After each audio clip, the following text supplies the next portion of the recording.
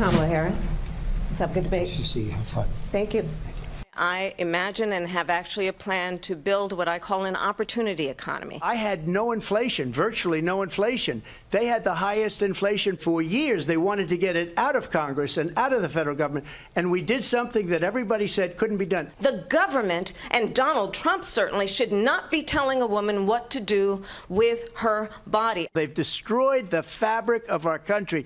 Millions of people let in. What we have in the former president is someone who would prefer to run on a problem instead of fixing a problem. Whether you call that Harris versus Trump or the other way around, those are just some of the major moments from last night's presidential debate in Philadelphia. Today, both candidates and their running mates attending 9/11 memorials all across the country before then getting back on the campaign trail tomorrow. But on this day after that debate, our CBS News campaign reporters also dotting the map, asking you, the voter, about your reaction.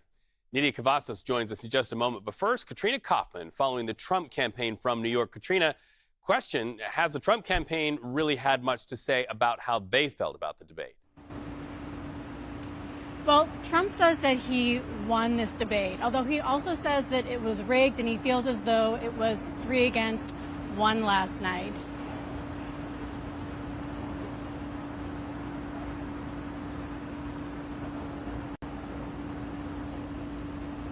All right, so what do we mean by that?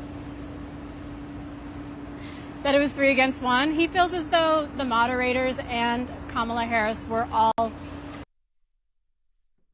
claims that he thinks it was one of his best debate performances ever.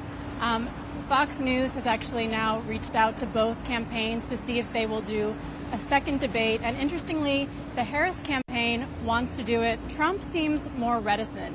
He says that he feels the only reason Harris wants this rematch is because she lost, and that's what a fighter does when they get knocked down. They want to have another match. And he also is reticent about the moderators that Fox is proposing. Martha McCallum and Brett Baer, he thinks that they were not that kind to him in their commentary after the debate last night. So he said he'd be more inclined to consider this debate if it's someone like Jesse Waters or Sean Hannity or Laura Ingraham.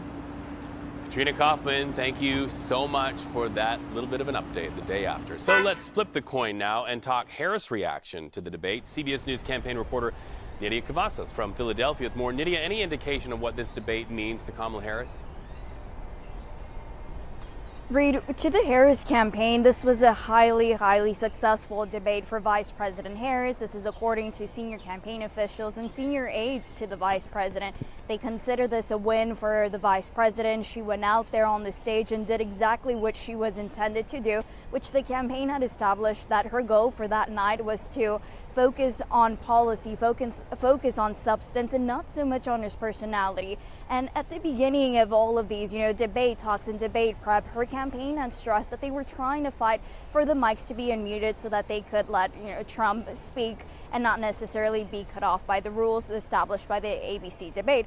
But and this was sort of to give Harris an advantage and to be able to go prosecutor style on Trump, as the campaign was calling it. But they weren't allowed to do this. But even then, the Harris campaign said that she was very successful in, getting under his skin and baiting him. And Trump fell for this, according to campaign officials who we've been speaking to.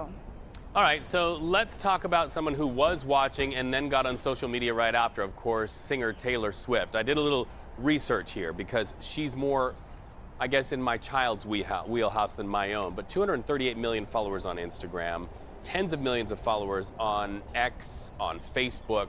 How will the Harris campaign now leverage that support by Taylor Swift to their own advantage? Well, it's important to note that to the Harris campaign, this was a complete surprise, according to some of the conversations we've been having with officials.